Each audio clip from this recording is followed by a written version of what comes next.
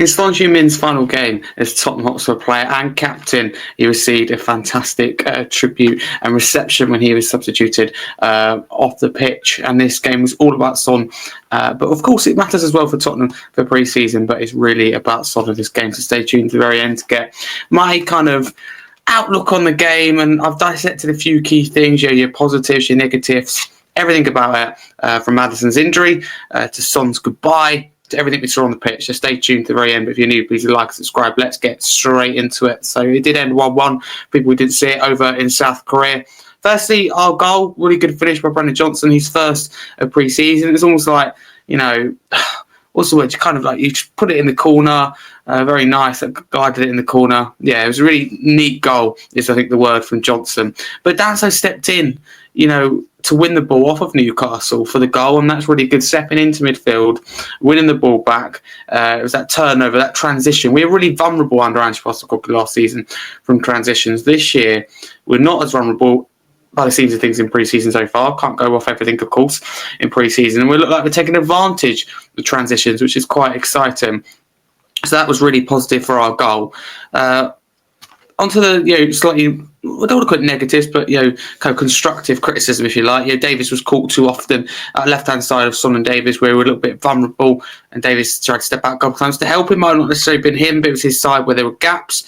Tell has to score that 1v1, not being funny. I think he does well it's not a foul either, to ease off that Newcastle defender. Clearly has the pace, is too worried about trickery, and is too worried about that, for me anyway, the headlines and how it goes into the net. Just put your foot for it. Put it in the net. Pope's a tall, goalkeeper. He's a wise goalkeeper. He uses his feet well, can get low in all corners. You just need to absolutely smash it and make sure it goes in. There's no good being clever with him. He's a clever goalkeeper, so that failed and looked not good from Tell's point of view, and that certainly won't prove his critics wrong.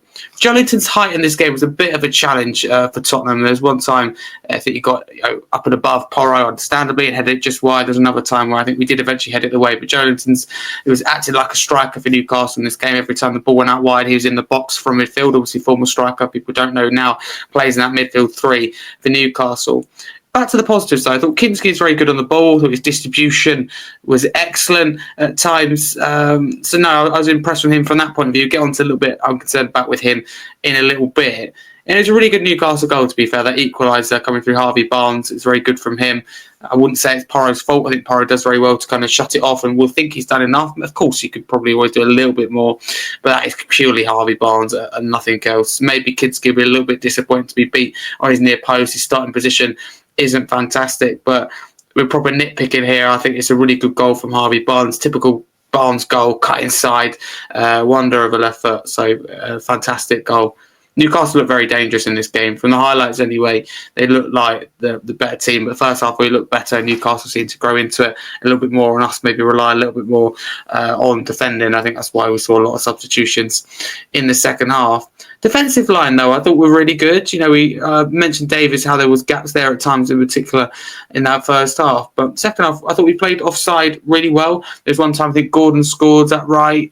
I think he beat Kinski, and it was okay off Igari. I can't remember who it was, but it was okay because it was offside, and Danso gave a round of applause to the backline. So they've done really well. Not always bang on in line, but they're very good at playing offside. I mean, we have to talk about it. Son's goodbye coming off the pitch, and it's just like a "are you cutting onions" moment. Is it not me crying? Is she one of them? And I think it's really sad that Newcastle players went over to him to.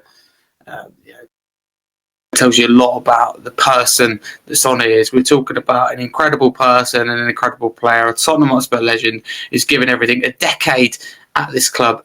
So that was a really emotional goodbye, but it felt right, in front of his home supporters of South Korea. It just feels right to end on a high. He joined as a boy and has left as a European champion. So an emotional goodbye. Obviously, that did take a lot of time, and it just tells you he's just such a respected individual and a classy individual. His family watching on as well in the stands. That was a big part of what this game is about. And reports are coming out tonight that Son is not expected to travel back to the UK. He's expected to stay in South Korea, and he's moved to LAFC in the MLS. Seems very imminent, if you like. So it's going to happen very soon. So we're joining Hugo Lloris in the MLS for anyone that has forgotten. Basuma, I thought, looked better on this game, by the way. I thought he won the ball back well a couple of times. Obviously, you didn't get to see him for that much, but he looked good, which is a real positive. He's a very hot and cold player, in my opinion. And the last thing we have to touch on, I didn't see how it happened, so please do inform me in the comments below, but Maddison's injury, I heard Thomas Frank saying that it is the same knee that he injured at the end of last season. I'm just hoping it's not ACL. I mean, that was the last full substitution. Obviously, Maddison come on, had to be come back off again, which is a real shame. So I'm hoping that it's not ACL. Either way, it doesn't look good. And we can't catch a break, and James Maddison can't catch a break. It's a real shame. And if it wasn't already, number 10 has to be one of the priority positions now, if not the main priority for the rest of the window. Because I see Bergwijn as more of an 8. Kudus, don't get me wrong, can play that number 10 role. He played 45% of his minutes at Ajax in that 10 role, but I see him as more a right winger. He's played obviously on that left-hand side, left wing for West Ham, because he's kind of second string to Bowen. They moved him for Bowen, and that's why they didn't get the best out of Kudus, and in my opinion, ultimately led to him being moved on, or Kudus deciding to leave West Ham. I think it would play a big part. So I think Kudus on the right-hand side is definitely better. Decky is still injured. That's the problem. So for me, we have to go out there and get number 10. Bergwijn will probably start in that 10 against Burnley. I don't know whether we're going to do it. Obviously, Gibbs White didn't go over the line as well. But even when Kulusevski's fit and Maddison are fit, it's just those two that, for me, that can play the 10. But it's not disastrous for now. Kudus and Bergwijn can do that role, but ideally we need an attacking midfielder. I'm not quite sure who will that happen? Can we beat Arsenal to him? Apparently he wants Arsenal, so it's really difficult. Xavi Simons, can we rob him off Chelsea? Hijack deal.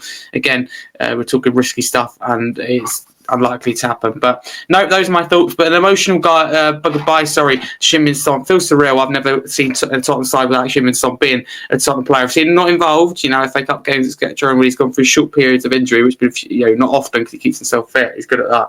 But I've never seen him play for a different club. Before I was born, before I really started following football, because I was born in 2008, but I started really intensely, if you like, watching football 2016-ish, and that was Son, a year after or so he joined, just under a year, from Bayer Leverkusen, so I don't remember him seeing as a Bayer Leverkusen player. So it feels surreal, just like it did when Kane left, except this is a lot sadder. But those are my thoughts on the game. It is it's shadowed about Son's goodbye, and it's also now shadowed again, which takes over about James Maddison's injury as well, which is a real shame, that in particular one. But those are my thoughts. Did you watch the game? So I didn't see all of it. Let me know in the comments below what you thought of it. Let me know if I missed anything, you disagree with me, and anything you agree with me with anything. Please do let me know. But please like and subscribe to the channel, and a massive come on you Spurs.